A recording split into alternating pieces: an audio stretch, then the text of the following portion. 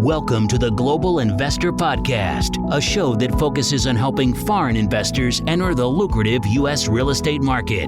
Host Charles Carillo combines decades of real estate investing experience with a professional background in international banking to interview experts in all areas of U.S. real estate investing. Now, here's your host, Charles Carillo. Welcome to another episode of the Global Investors Podcast. I'm your host, Charles Carillo. Today we have Scott Choppin.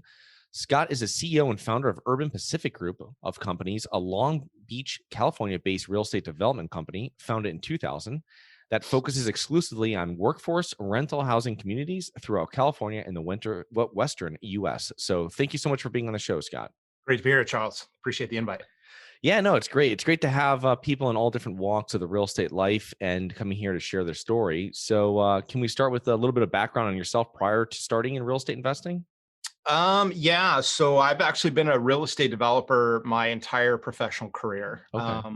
I never did anything else, and happily so. Love what I do. I have part of the reason that was my career choice. I have a family background in real estate development. So my dad, Carrie, and my uncle Mike were both real estate developers in their own right.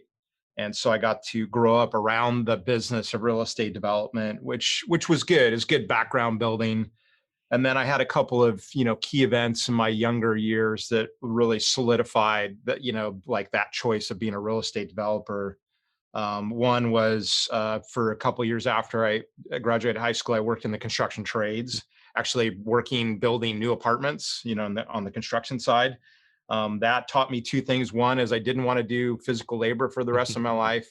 And two is I got to see, the developer, quote unquote, guy in the wild, right? Like the developer for these projects I worked on would show up and like I recognized who that person was, right? And I wanted to be that guy.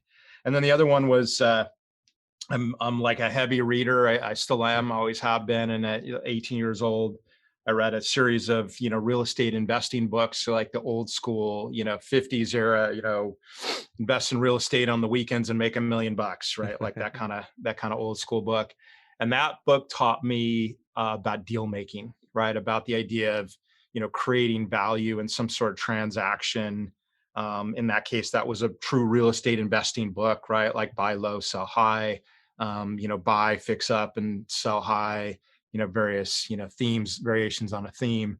And real estate development ends up, Charles, is in fact, my running joke is, real estate development is like the most extreme version of value add, right? I take empty land and I build a brand new building, right? I don't, paint carpet and cabinets, but it's the same economic mechanism, right? Like you're taking something that's in this form, improve it, and then, land it in this, higher value form.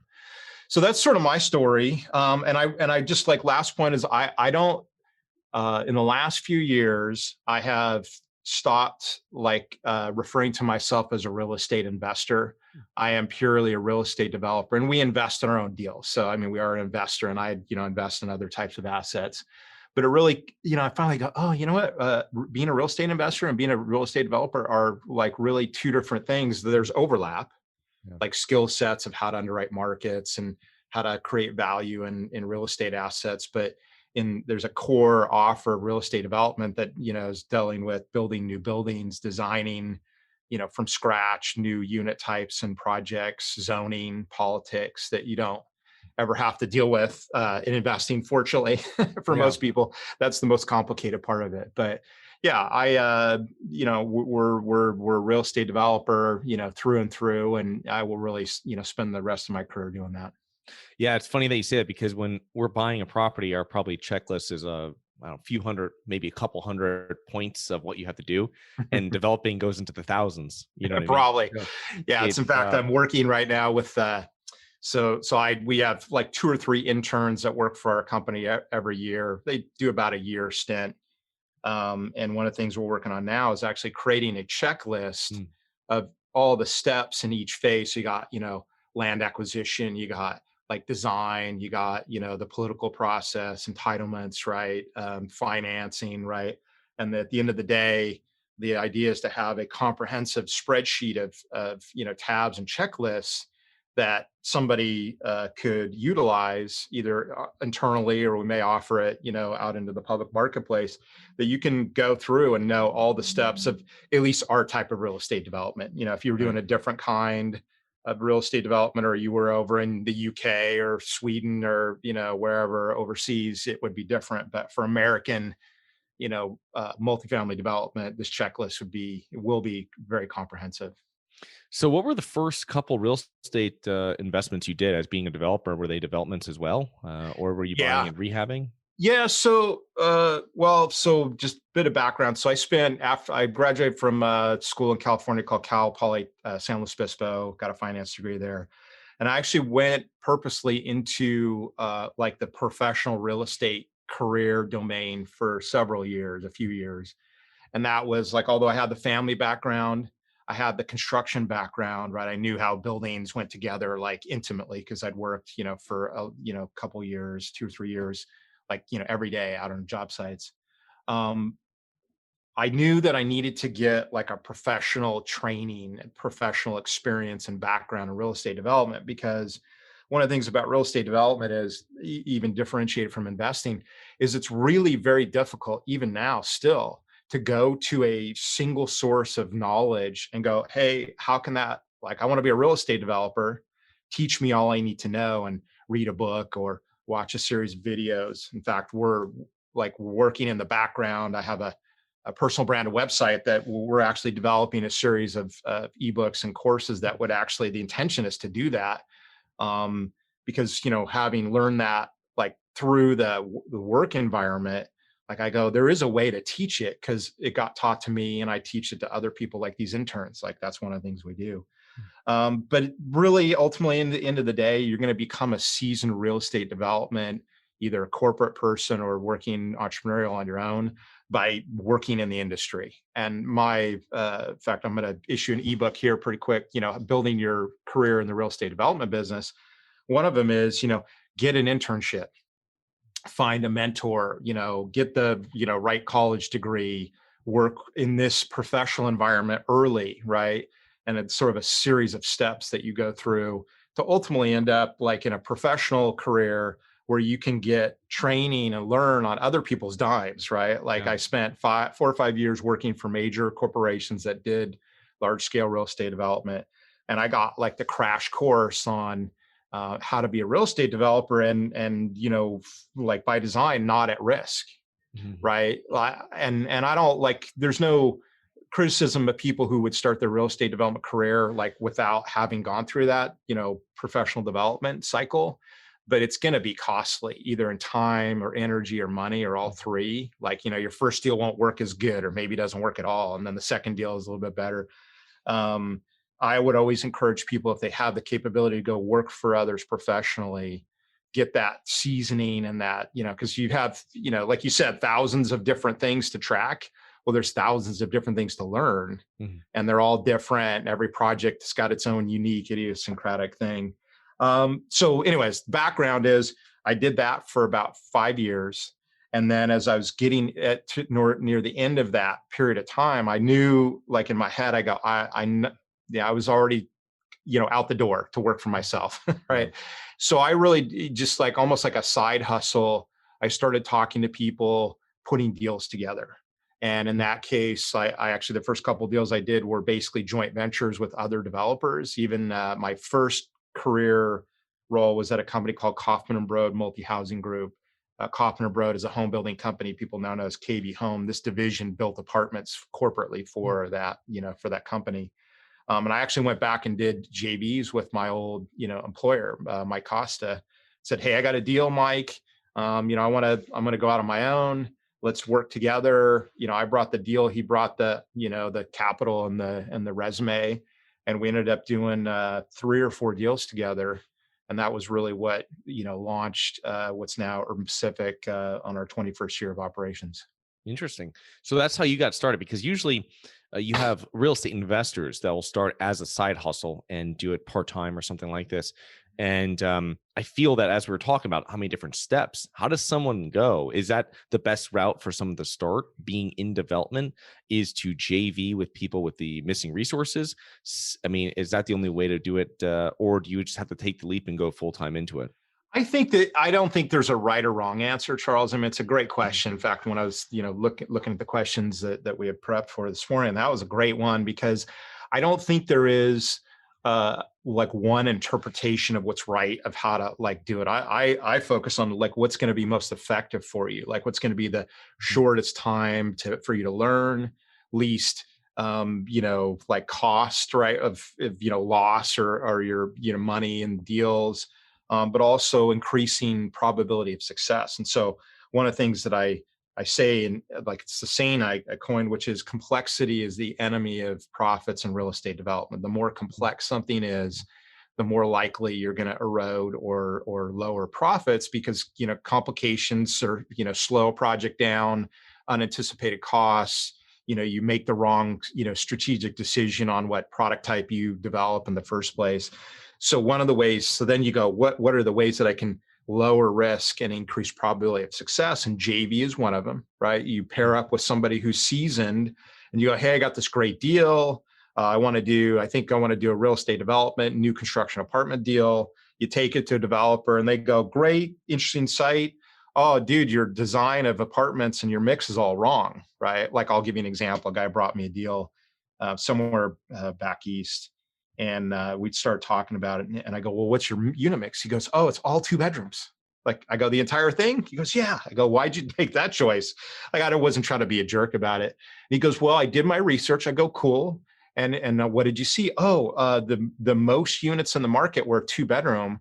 So I assumed that was like the right product to build because if everybody else did it, I must want to do it too. And I actually said that's the opposite of what it is. You don't want to go there because that's where the predominance of your competition is. Like look for the gap. Where's our part of the marketplace that's underserved, that has demand, and you can go into that marketplace and not compete as directly. So those are the kind of like subtle thinkings that you get from joint venturing, but you could do it other ways, Charles. You could JV, right? Which gives capacity and knowledge to your deal. You could get a mentor, right? Find somebody who's willing to, coach you, whether it's, a colleague, a friend, or even somebody you pay. Right. You can go be an intern for somebody else, right? Like I have people now, in fact, one of our interns, he's a professional project manager in real estate development. He works for like a telecom company doing basically real estate development of cell phone towers. They require zoning and planning approvals and CDs and plan check, all that kind of thing. So he's going through the fundamental steps of the process. It just happens to not be his deal, isn't income generating in the way that we think of apartments, right? Or multifamily. But he's basically spends probably 2 or 3 hours a week with us. We do a weekly 1 hour call.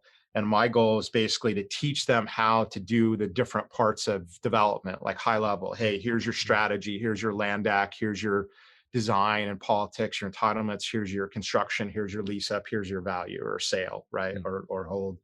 And so we'll go in and do practical things. So like one of the things we're working on right now is, some people from our land act team will bring us a deal. I found a deal. Even the interns have brought deals, and we'll get on a Zoom call and I record it, like this is going to become part of our coursework, and we'll go through the steps. Hey, look at the site, Google Earth, Google Street View. What do you see? What's good, what's bad? What do we think about this site generally? What's our assessment of it? And then we'll go check the zoning, right? And we'll see the zoning standards. We'll apply that to our strategy, right? Our product type is a specific type of workforce housing called urban townhouse or UTH. And so we'll apply that like strategy from a density, dwelling units per acre, like how many units can we fit on the ground, and then we'll underwrite the deal. So like yesterday, we found a site, did the assessment of it, looked at the zoning parameters, and then put it in a pro forma. Ends up the deal didn't work, like, badly so. It was not a good deal, but this is what you do. In fact, as I told him yesterday, you're going to do 9 out of 10 deals won't make it. Or let me say it a different way. 9 out of 10 deals shouldn't make it. And I say it that way because beginning developers and young project managers, I did it myself. Like there's no deal I couldn't do, Charles. Every deal I could make it work, right? I could solve all the complicated problems and the hair on the deal. Like I could make that work. Now I'm like, dude, I don't like any little hair on it, any little slope, any little issue with the land sellers, zoning, forget it, man, just move on. And we're just like clicking through lots and lots of deals.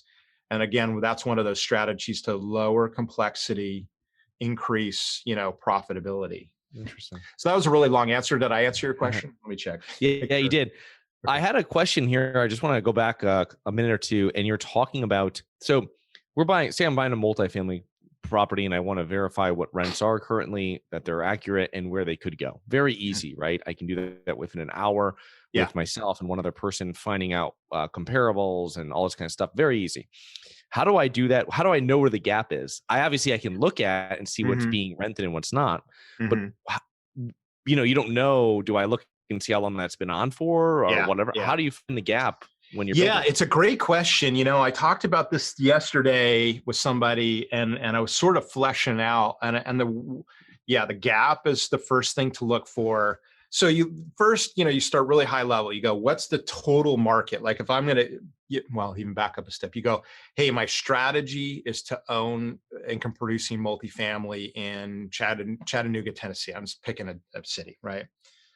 You go to that market and then you look at the totality of the marketplace. You want to look at what the rental stock is made up of, right? How many big projects, how many little projects, how many, studios, 1s, 2s, and 3s, right? Get the sense of the mix. And then you'll start to look at places that are like gentrifying or like places where development like clearly is like the next step is to develop in this neighborhood because it's on the edge of, XYZ neighborhood. So you'll get a total assessment of the marketplace. And then you start to look for like gaps.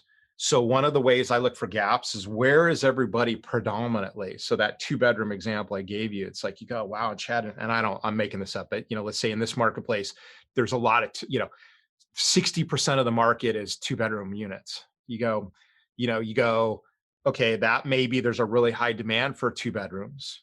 Or historically, there's been a high demand for 2 bedrooms over the years that development took place and people made that decision to build that particular product type, right? That unit size and bedroom count. But that's not necessarily where the market is now, right? So I look at that and then I'll look at the renter profile for that market. Is it skew young? Is it skew old? Are people moving into that market from other locations? Are they leaving that location, right? Like, we've looked at investments. I love, the Rust Belt story. Units you can buy like incredibly cheap, but then I start looking at the population. I go, man, they're losing population every year. Yeah. It's depending on the market. Like at one point we looked at like Columbus, Ohio. Like it was an interesting market to me. And I just went and did some research one night and I just couldn't get comfortable with the story of like people leaving that market, like loss of population. Yeah, it's like Detroit. However minor it might be. Yeah, Detroit is probably the most like, extreme version of that. But still, now Detroit has the story of like this younger population coming in and gentrifying. So that's sort of interesting. So you look for those trends, right? And part of the way you're going to look for a gap is a trend that started here and it's going to go up here. And you want to like catch that travel in between the now and the then, right? One of the places like our UTH model is a workforce housing model. So I'll give you a specific example that we use. I have a background, my time at Kaufman & Broad multi-housing group, I did affordable housing. I did government subsidized tax credit financed apartment projects, new construction. Well, I knew from being in that domain, we used to at one point build a lot of 4-bedroom apartment units in these tax credit projects. And those were always in the Southern California markets where we did those. There was always like extreme amount of applications for those units, right? Like just way more oversubscription to those units than there was for, say, like a 1 or 2 bedroom. Still, 1s and 2s were in high demand, don't get me wrong. But you could look at the numbers and you could see who those people were. They're families. Interesting. Now, like, again, this is not anything I could have like arrived in LA and maybe necessarily made that assessment. So it's a combination of your own knowledge plus your research. And then the third part of it would be talking to people. So the example I'd use, and you guys already do this, but same for development is, let's say I Chattanooga's a market that I like. I would go talk to every investment sales broker who knows anything and everything about Chattanooga and go, what's selling well? Why is it selling well? What's selling poorly? Why? What are the valuations? Why is this one high, this one low?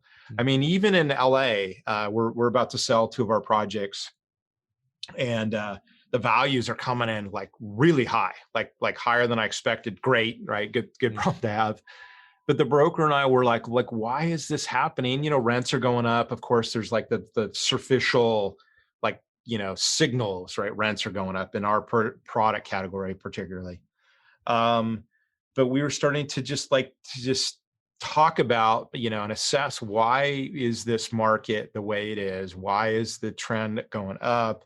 What are the underpinnings of that trend? Is it a defensible trend? Like, one of the things we're always thinking about is like, okay, I'm going to make this choice. Our UTH units are 5-bedroom, 4-bathroom, 3-story townhouse rental units with a 2-car garage. So it's a rental unit, but it lives like a house, at least like a townhouse, like an attached unit. And we've recognized as a trend, even before the pandemic, for families, particularly to who are forced to rent, but yet want a good life for their families, and even multi-generational families is where we focus, that there was a lack of product for those families. And that came, again, also from my background in affordable housing. So it's not going to be one thing, and you weren't meaning that, but it's going to be several different things: your own knowledge, your own research, talking to people in the marketplace, talking to your colleagues, talking to brokers, talking to lenders, talking to equity investors. Hey, CBRE Capital Markets Equity Group, like, what do you guys like? What are you interested in? What do you see new trends? And then, I would also track the ongoing real estate media. So something like Globe Street, Forbes and Bloomberg sometimes write okay articles, but, like Globe Street and other CoStar writes good stuff, right? And get on everybody's email list, right? In fact, I would encourage people, if they want to go to our website, urbanpacific.com, and click the sign up button. We put out a Saturday e-blast.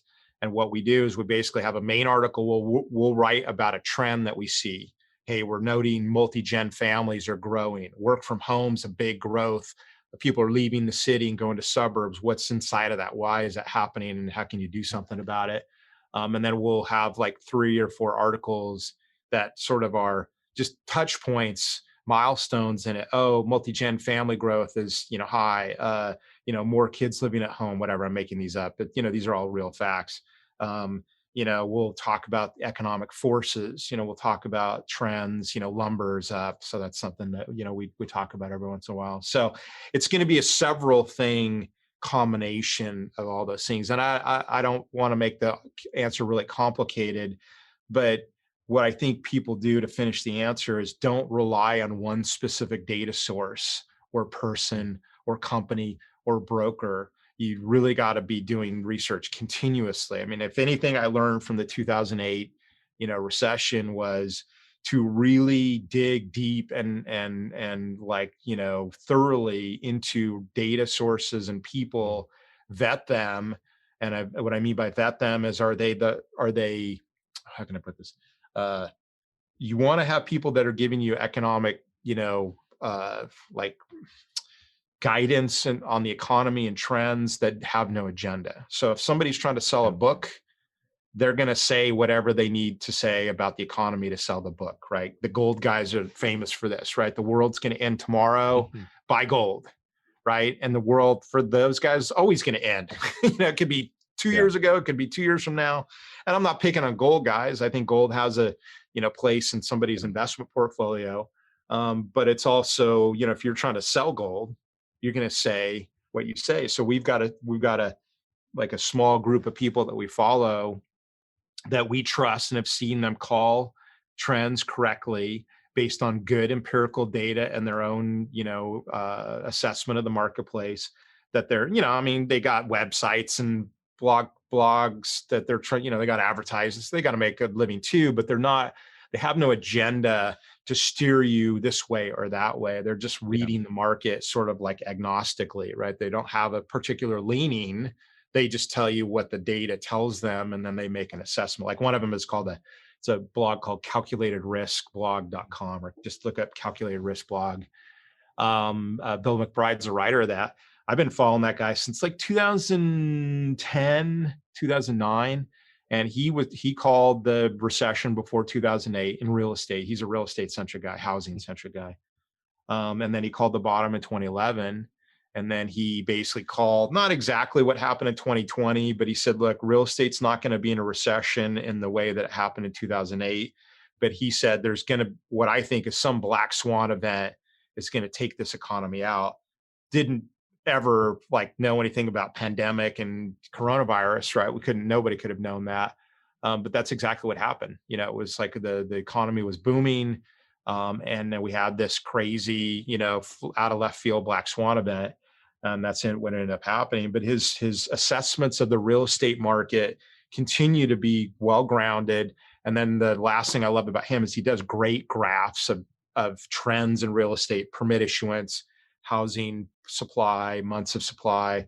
Go on there, and he's got tons and tons of graphs. Now he writes about other stuff besides housing. Don't get me wrong, but he's not an ivory tower economist. He's not a talking head on TV. He's just like a retired Fortune 500 executive that happens to be making, grounded assessments about the economy. So those are the kind of people but even then you got to get several of those kind of guys and then start to put them together for yourself and then apply that to your own situation for what you want to do for your business. Nice. Well, that's a lot of great information. So Scott, what is your super long answer? Sorry about that. It's fine. What's your current, you talked about these, I don't know how you worded it, urban townhouse. Urban townhouse, yeah. Is that your main development strategy now? And if you can go a little bit more into your development strategy and a little bit more into after they're developed, what your exit strategy is for them. Are you renting them and then selling them? Are you selling them right away? You say you're selling 2 projects now. I imagine it's deal specific. Mm-hmm. Yeah. So urban townhouse, like I mentioned, is a rental townhouse product. Townhouse being 3 stories where the one family lives in a 3-story townhouse, 5 bedrooms, 4 bathrooms, 2-car direct access garage, in-unit laundry. One of the bedroom bathrooms is on the ground floor, helping it to make it multi-generational. And our whole purpose for building this product type, and it's really throughout Southern California, is to serve middle-income, multi-generational families. Right, like we identified our gap, and particularly in California, is affordable housing. But even within the affordable housing domain, like that has a big spectrum of different, types of people: the renters, the incomes, the demographics that they come from or that they are. And so again, from this background, I knew that there was like this working class family that actually produces decent income, and too much income to qualify for the true government subsidized housing, but not necessarily enough to afford to buy a house or to rent the really high end, the nice, sexy downtown unit. Plus those units in new construction apartment, for the most part, don't serve families. They're studio and 1-bedroom units predominantly, at least in California, in the urban areas. If you got a family of 6, there's nothing new for you. Well, maybe a 3-bedroom out, on the sort of peripheral areas. But if you're living like sort of in town in Southern California, the LA basin, there's really nothing new for you, at least at scale, right? Mm-hmm. And so we identified this market. And so we're only doing that. I appreciate that question. We believe so thoroughly in that marketplace and the depth of it, and so lack of supply and high demand, that we have gone basically fully 100% into that business plan.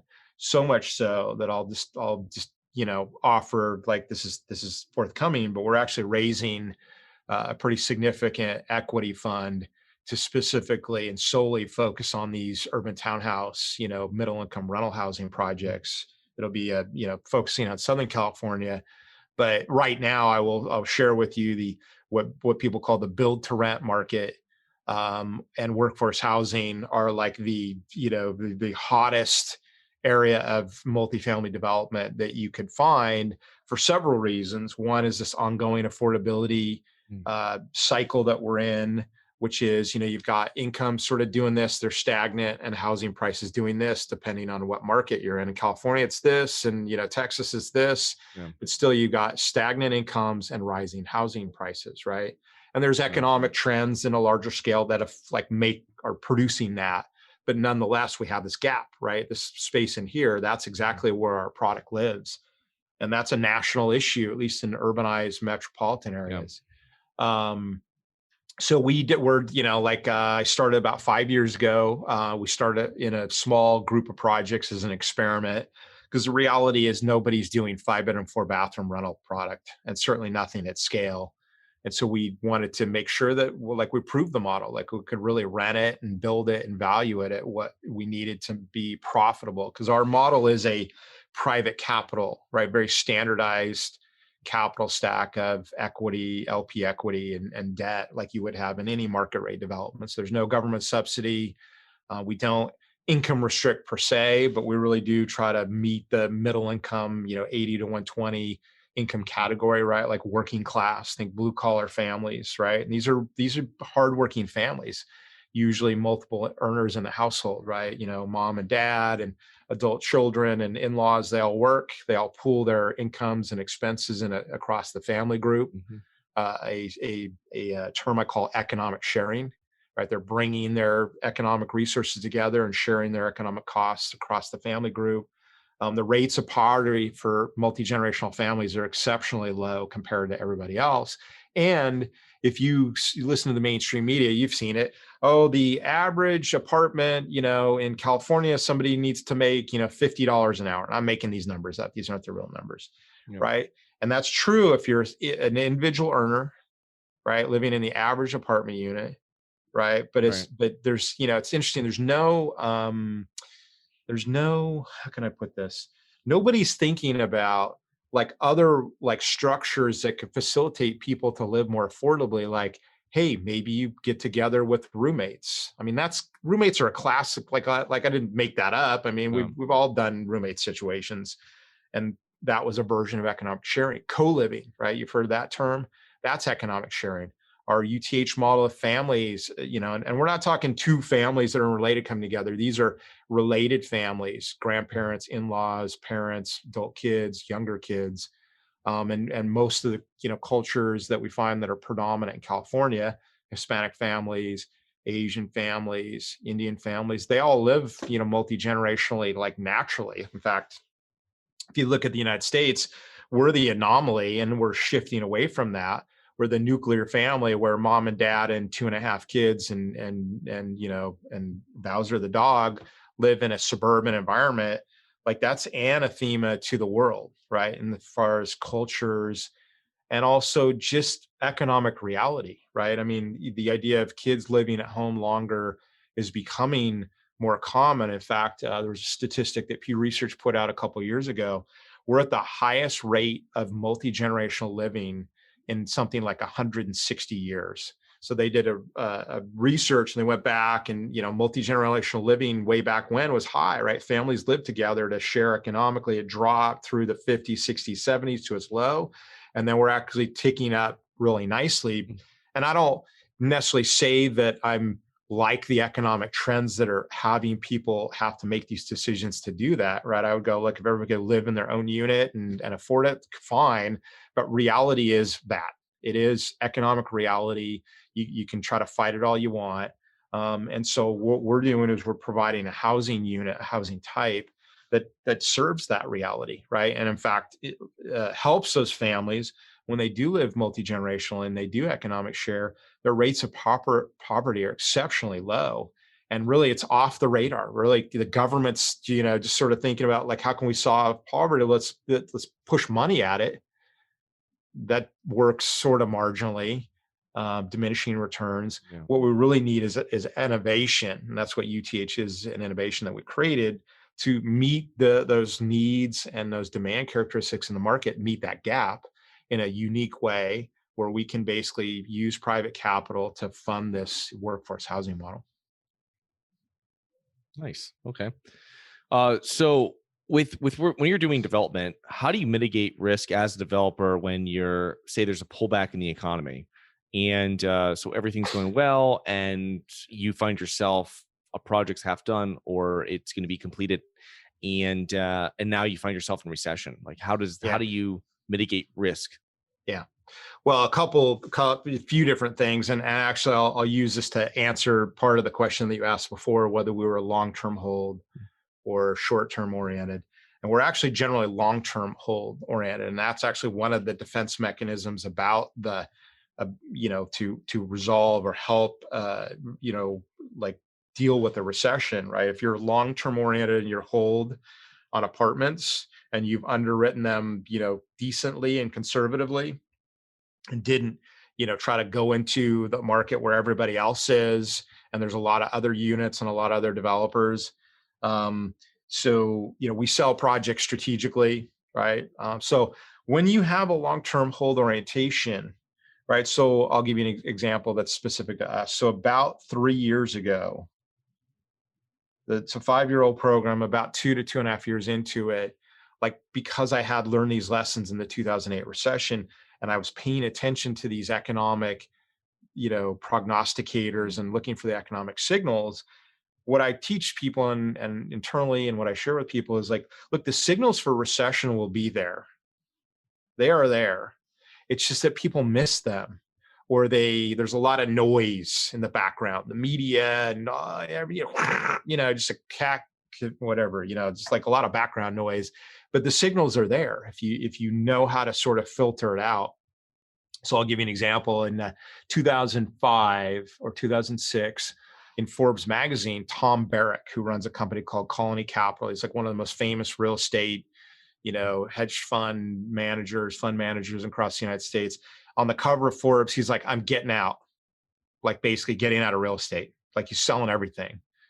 And that was one of the signals. And there was like a bunch of others. In fact, I keep a book on my desk where I clipped articles of all the signals that were there that I missed personally, right? Maybe I saw the article. Sometimes they're examples of like ridiculous things. So the Wall Street Journal in 2005, 2006 had a graph of housing price since 1930, and it went straight up, not straight up, but up at a 45-degree angle from 1930 through 2006, and housing never had a down year. It's the Wall Street Journal, so it must be right. You think to yourself, not true at all. And we were in the bubble of bubbles in housing, right? So you have to pay attention to the signals, right? Because they're there, and you have to look at lots of signals, and you have to vet those, again, vetting the people and make sure that there's it's real research. It's really grounded. It's not Paul Krugman, saying the world's going to end, or, whatever. Pick your person who has like their own agenda that they like to put forth.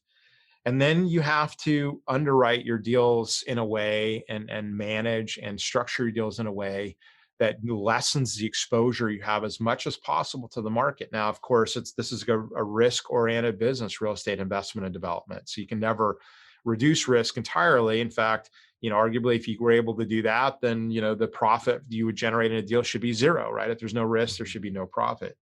But the idea is to create the risk position while mitigating it in many ways as you can. So let me give you examples of that. For us, 2.5 years ago, we converted everything to a long-term hold, because 2.5 years ago, we started to see early signals, right? Guys like, Bill McBride, who I spoke about, started saying, yeah, everything's looking okay. We don't think the next recession will be real estate oriented, but we think a recession is coming, right? Because a recession will always come. Peak will always come, a trough will always come, and then another peak, another trough, right? That's fundamental, right? The economic cycle is always there. It's just the timing between cycles and troughs and peaks will differentiate. But if you're in an orientation of like, not in a bad mood, but like sophisticated real estate investors are alert, like, man, when a recession comes, I'm looking forward to that, right? Because I can buy discounted properties. Yeah, right. And not to be like grave dancer, want people to be hurt. I'm not that kind of guy, and you aren't either, probably. But to basically be vigilant is the terminology I use. To go, look, it's coming. I know it's out there. I don't know what it will look like, and of course, what I say is it will be different this time than it was last time. That's for sure. Right? It won't be mortgage, and it won't be single family and CDOs and all that kind of craziness. So it'll be something else. So that's like when Bill McBride wrote, He goes, look, the next recession won't be led by real estate. In fact, his philosophy is that housing leads our economy in and out of recession normally. So if you're in a normal cycle, right, then housing would turn down, and then the economy would go down, and then housing would come back up and the economy would go back up. Like that was sort of the classic cycle, if you can call any cycle classic. But he said this time it's going to be different because in 2008 real estate got hammered so badly.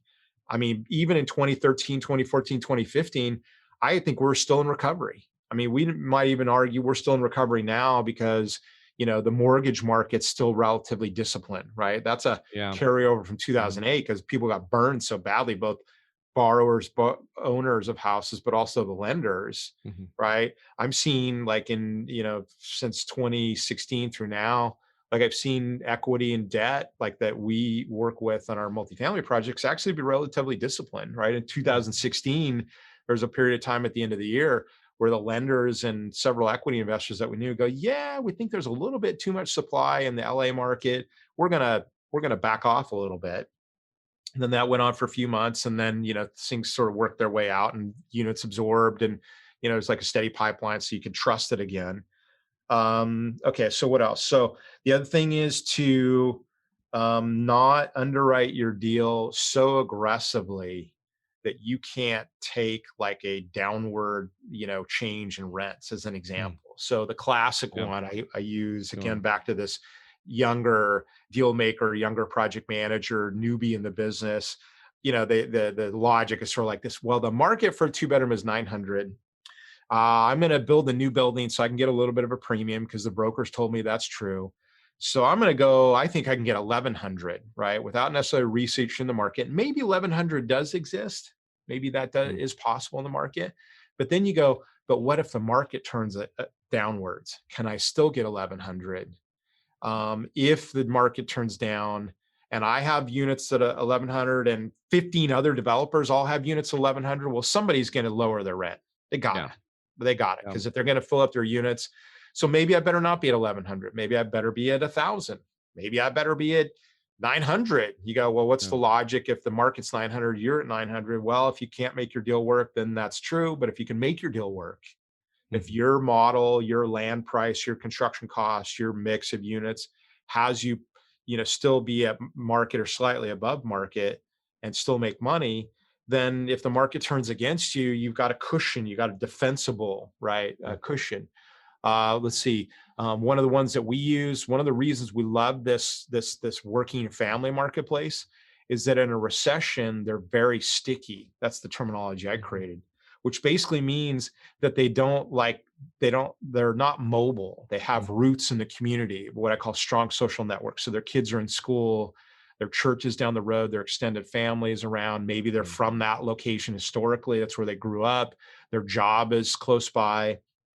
So those are all logic for them to stick around and figure out how to manage through the recession, get an extra job. Hey, like you got to go to work. That again, this economic sharing model is really the key Mhm. core, defensive mechanism against that. And we've even seen that. I mean, we in the pandemic, our last two projects, our Fullerton project and Montebello, those are the cities that they're in. Montebello is actually finished leasing now. We've had the best leasing velocity that I've had in any project in my Mm. entire career, and at rents that are 200 to 500 a month over pro forma, right? Which I think just Oh, is a wow. testament to our conservative underwriting, but also just the viability of the product. Now, some of this acceleration just came from the pandemic and the work from home, which we couldn't have known about, but we knew our unit Right. was a space when people move out of the studio because they can't afford it anymore. Where do they go? They move home with parents or family. They get roommates. They do some recombination to become defensively, economically defensive, right? To share, to cost share, to economic share, Mhm. right? Families do that, roommates do that, Right. whoever, like that happens in a recessionary environment. So that was like there's a book called Anti-Fragile, written by a guy named Nassim Mm. Taleb. And his theory is that like in business and in like offers like the, real estate projects, investments and that kind of thing, you would like to design it in a way that's anti-fragile. That means basically it benefits from harm. So it's a interesting concept, but the way to think of it is, like, anybody who's ever lifted weights, you lift weights, right? And you basically actually damage the muscle. It hurts for a while and then it grows, right? I can't, it's hypertrophy, or if I'm pronouncing it correctly. So you harm the muscle and then it benefits and grows from it. So that's the, physical, biological example I use. Our product UTH is anti-fragile because when the economic recession came, people combined together in exactly the way that we already anticipated that they would. And they actually we'd already been seeing that. And then that basically accelerates. Like, we became a place of refuge, right? Somebody wants to move out of downtown LA or move out of San Francisco, whatever big city they're in, they're going to move into these urbanized suburbs. And then they're going to want an economic share to try to extend their Yeah. incomes that they are producing as far as they can. Right. And they do that by sharing. Interesting. Yeah. I just, as we're finishing up here, I have a couple questions. Really, main question is, what are your main challenges you are finding today as being a developer? I mean, I imagine material costs are a huge portion of that, but Yeah. what other issues are you finding?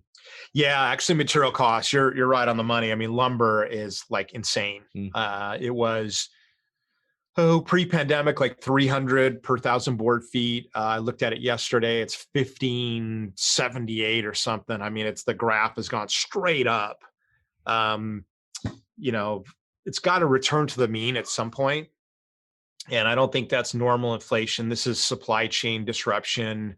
Lumber mill shut down. Trucking is restricted.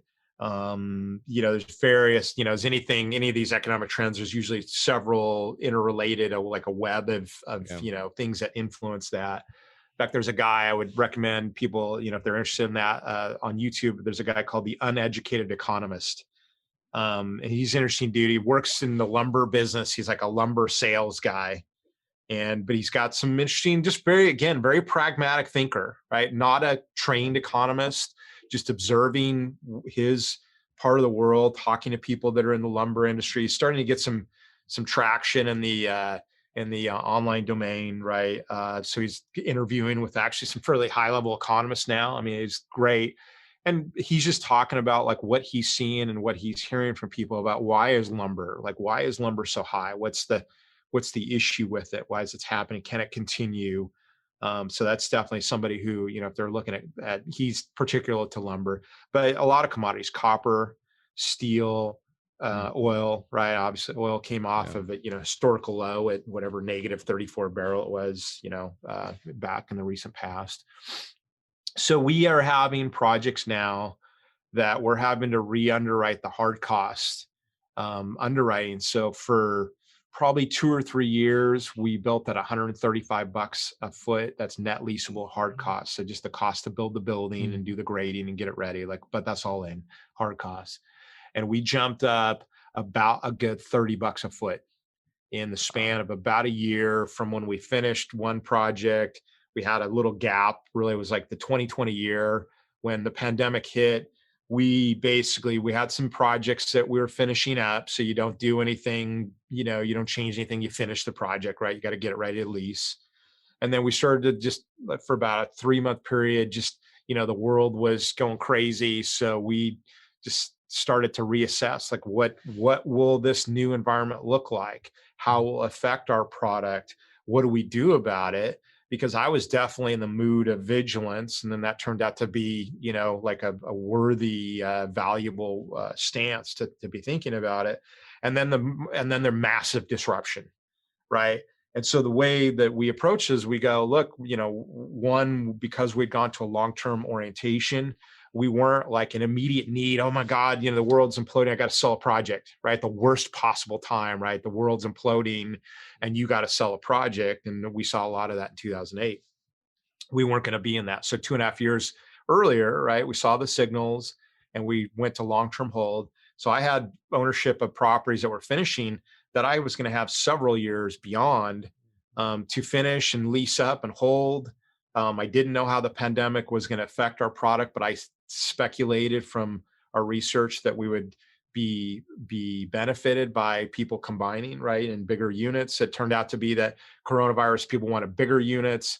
They wanted to be like outside the city center and like urbanized suburbs. They wanted to combine together in roommates that could work from home. I mean, I have units of people that are entirely professional working people that were friends in college or roommates in college that came together in our unit, and they were from like Oregon and Seattle and San Diego, and they all came together in our unit, and they all work from home. In fact, we have one unit where it's 3 people running the unit, and they use the other 2 bedrooms as their office, their home offices, right? Wow. So that was, we're very, very grateful that happened, but the design of the product was sort of anticipating disruption and recession and this recombining idea. We were thinking it would be families, right? Kids moving home, but it happened to be also work from home roommates. Interesting. So yeah, so commodities are on the I think inflation generally is just like on the horizon. And I know people have different opinions about it. And I listen to several different, again, I have these data sources of people that I listen to, and there's varying opinions on inflation, but clearly the amount of stimulus money that's gone into the economy is, the most massive that it's ever been in the history of the United States. That's going to have some effect. We don't know what the effect will be, but we look for what that effect is, or like we look for the signals of the effect, right? We could anticipate inflation. The US dollar is still the world's reserve currency, which is a deflationary, right? We're shipping dollars offshore, even though we're printing them there. That's a deflationary thing. But I think we're starting to see it, food, gasoline, I don't know about you, where you are, but I mean, we've been seeing inflation in food. I have a family of 5, I have 3 kids and my wife and I. We've been noticing it. Gasoline, has gone back up. So I think we're in that world. Certainly wages are starting to inflate, which is like a little unusual. Like we haven't seen wage inflation, like that's more rare. But, so many people are out of the workforce that if you have a business, a restaurant or a retail establishment, you're trying to hire people. I'm seeing it all over the place that you probably are too. People can't hire enough people, right? I have a family office that we advise. So we have a real estate advisory team that's part of our company, separate from the real estate development. And this is a restaurant corporation, probably one of the biggest in the United States. And they cannot hire enough people to save their lives. I mean, they're starting to look at increasing wages to compete. But even still, even with, increases in, their offers of wages, it's still hard to get people to come. So we haven't seen that show up. We got good construction, good sub base, loyal. We give them, we always working with them on new deals. So we get them to come back time and time again. So we built those networks over, several years. But the construction labor market doesn't seem to have disrupted, at least that I noticed. So we're fortunate there. But material is going to be an interesting thing to watch over the next, probably 2 to 3 years. What does that do? Although I got to say, lumber's got to come down, man. It's at 1,500. It's like whatever, 5, 6, 7x. It's insane. I mean, it's so far off the mean. Like the mean of lumber went along this for forever and ever. That whoop, right up here. So it's got to come back at some point. Interesting. Well, I want to thank you so much for coming on. And how can our listeners learn more about you and your business? Yeah, so I would encourage people to go to our website, www.urbanpacific.com.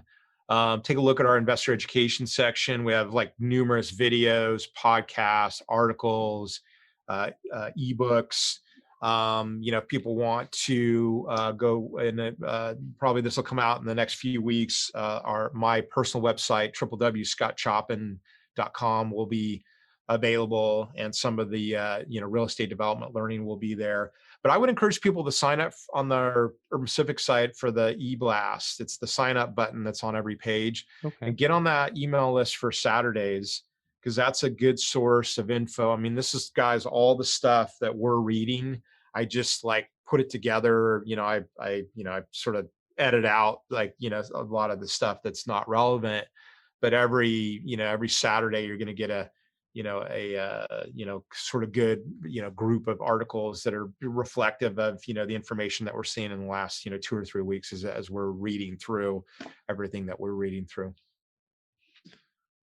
Okay. Well, sounds great. I will put those links into the show notes, and I want to thank you so much for coming on today, Scott. Thanks, Charles. Great to be here.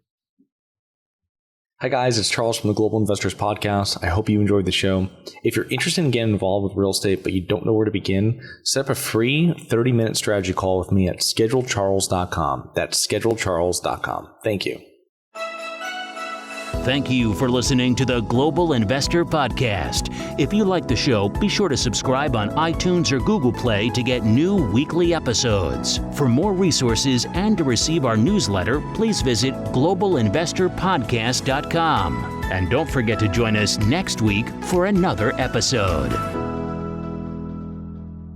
Nothing in this episode should be considered specific, personal, or professional advice. Any investment opportunities mentioned on this podcast are limited to accredited investors. Any investments will only be made with proper disclosure, subscription documentation, and are subject to all applicable laws. Please consult an appropriate tax, legal, real estate, financial, or business professional for individualized advice. Opinions of guests are their own. Information is not guaranteed. All investment strategies have the potential for profit or loss. The host is operating on behalf of Syndication Superstars LLC exclusively.